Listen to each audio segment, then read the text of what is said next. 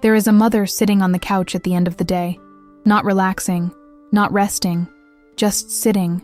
And honestly, in motherhood, even that can feel like a luxury vacation. Next to her, there is a cup of coffee. It was hot hours ago. Now it is basically an ancient artifact, something future archaeologists might find and say, "This woman had dreams." For a few seconds, the house is quiet. She takes one breath, one single breath.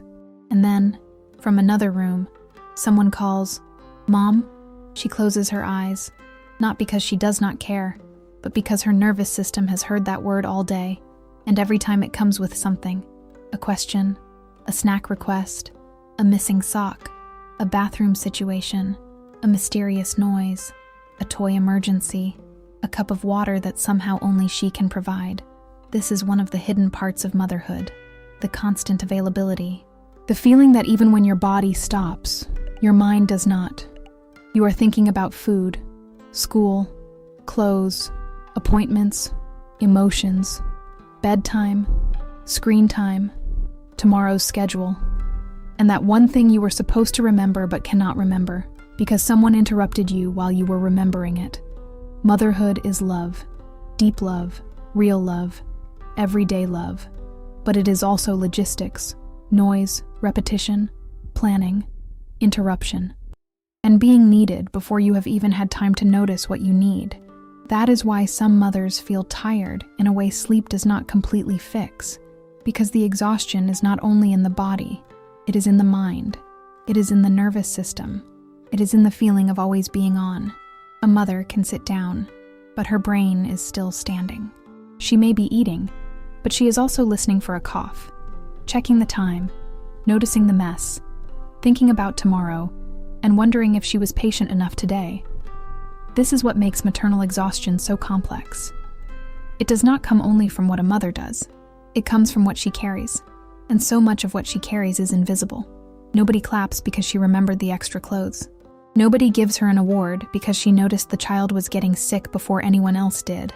Nobody says, "Amazing work," because she brought the exact snack that prevented a meltdown in the car.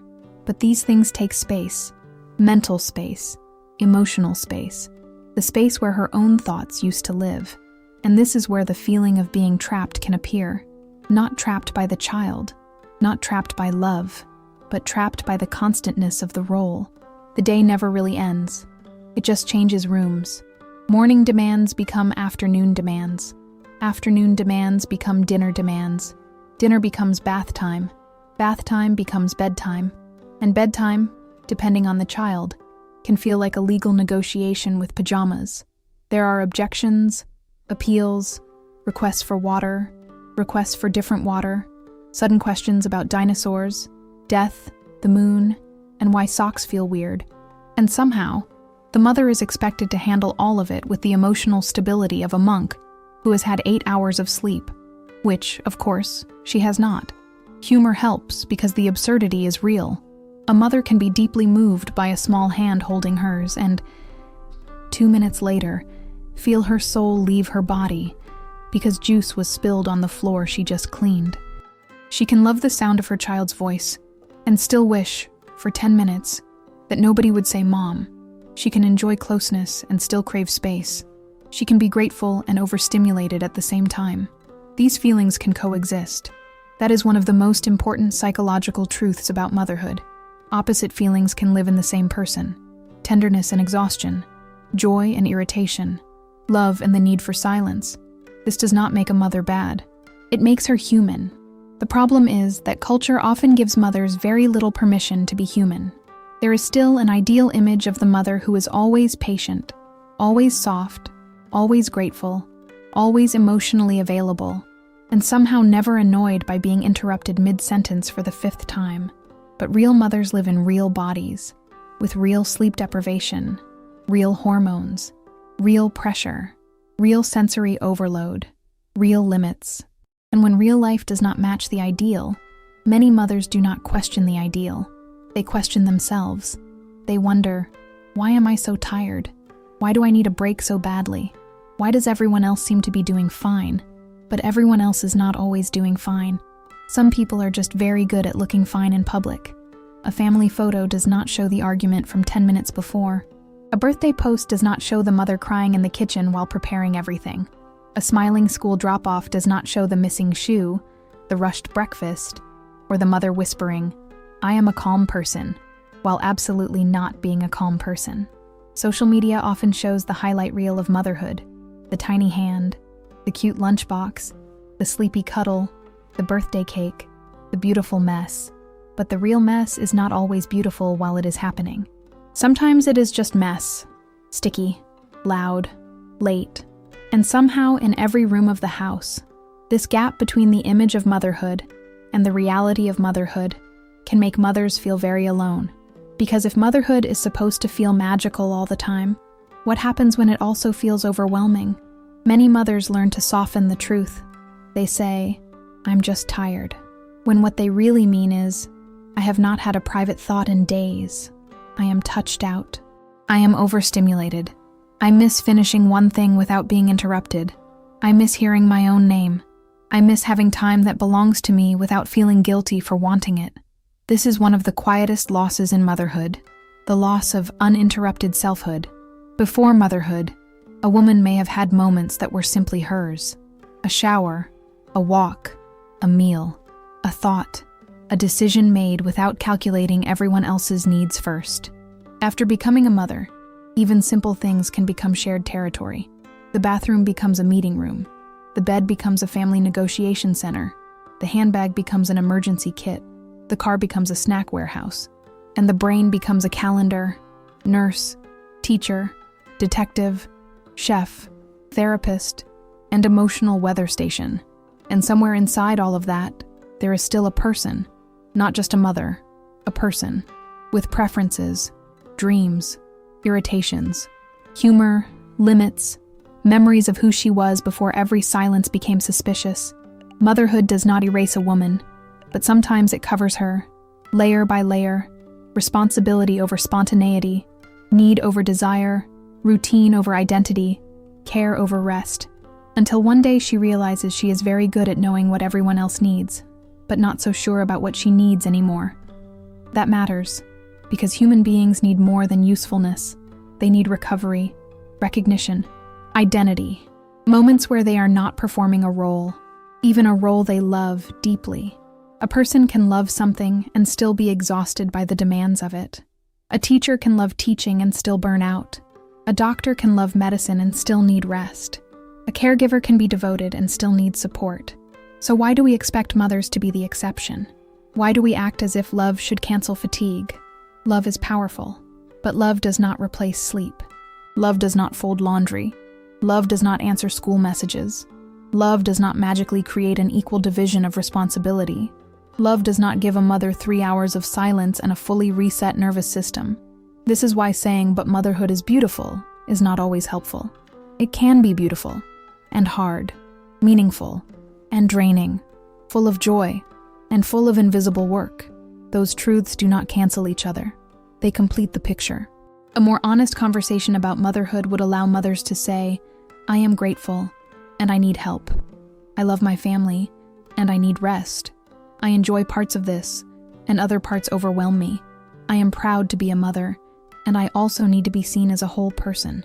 That honesty matters, because when mothers cannot speak honestly, exhaustion turns into shame, and shame makes everything heavier. A tired mother does not need someone telling her to be more grateful. She does not need a motivational quote over a sunset. She does not need to be reminded that time passes fast. She knows. That is part of the pain. She knows these years are precious. She knows the small hands will grow. She knows one day the house may be quiet. But knowing something is precious does not make it easy to survive the day inside it. A beautiful season can still be exhausting while you are living it. Sometimes what a mother needs is not advice. She needs someone to take over bedtime, make dinner, remember the appointment, notice the empty fridge, answer the school message, clean something without being asked, protect her rest without making her manage the rest. Because many mothers do not only do the work, they manage the work. Even when someone helps, she may still be the one giving instructions. Where are the clothes? What does the child eat? When is the appointment? Where is the medicine? What needs to be packed? At that point, help becomes another task. Real support does not wait to be assigned every detail. Real support notices, learns, remembers, takes responsibility, finishes the task completely, not in a heroic way, in an adult way. This is one reason mothers can feel trapped even when other people are present, because presence is not the same as shared responsibility. Someone can be in the room and still not be carrying the invisible list. And sometimes, the invisible list is the heaviest thing in the house. There is also the sensory side of motherhood, the noise, the touching, the questions, the background sounds, the sudden crying, the repeating song from a toy that slowly becomes a psychological experiment. Some mothers reach the end of the day not just tired, but overstimulated. Their body has been touched, called, needed, climbed on, interrupted, and alerted all day. So when they finally get a moment alone, they may not want anything dramatic. Not a spa day, not a vacation, not a life transformation. Just a quiet room, no cartoons, no advice, no blender, no mom, just nothing. And that desire for silence is not selfish. It is regulation. The nervous system needs recovery. The mind needs space. The body needs to stop responding. A mother who wants quiet is not rejecting her life. She is trying to return to herself. And maybe this is what many exhausted mothers are really longing for. Not escape, not perfection, just room. Room to breathe, room to think, room to rest, room to have a feeling without immediately managing someone else's, room to be a person whose needs matter too. The feeling of being trapped grows when that room disappears, when every hour is claimed, every pause interrupted, every need postponed, every emotion swallowed because something else must be handled first.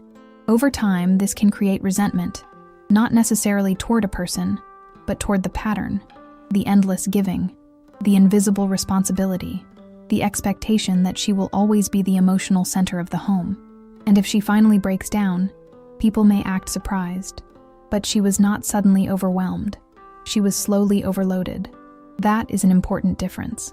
A mother does not go from fine to exhausted overnight. It accumulates.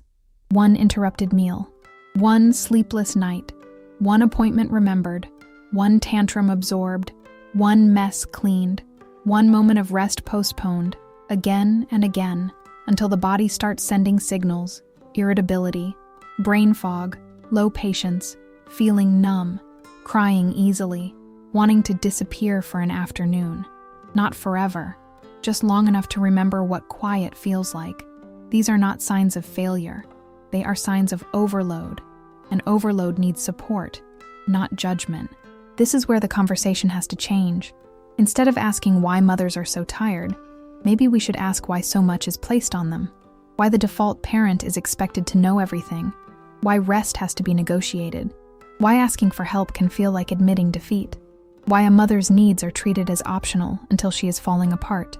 And why take care of yourself is so often said to someone who has no time, space, or support to actually do it. Self-care is not always a candle. Sometimes self-care is an uninterrupted nap, a closed door, a real division of labor, a partner who knows the schedule, a friend who brings food and does not expect conversation, a family member who helps without needing to be entertained, a home where care is shared instead of silently assigned to one exhausted person. The psychological relief begins when a mother is allowed to name her exhaustion without being reduced to it. She can be loving and tired, capable and overwhelmed, grateful and in need of help, strong and still deserving of rest. These are not contradictions. They are reality. A mother does not need to disappear to prove devotion. She does not need to lose herself completely to be considered good. She does not need to enjoy every moment for the moments to matter. She is allowed to need space. She is allowed to need quiet.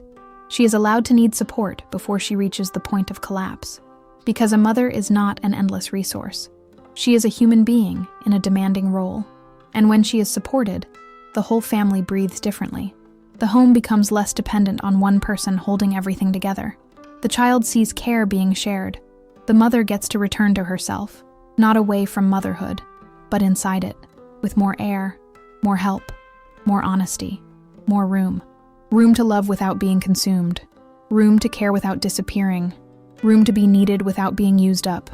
Room to be a mother and still be a person. Thank you for watching. If this video made you think about motherhood, mental load, exhaustion, or the invisible work behind family life, leave a comment below.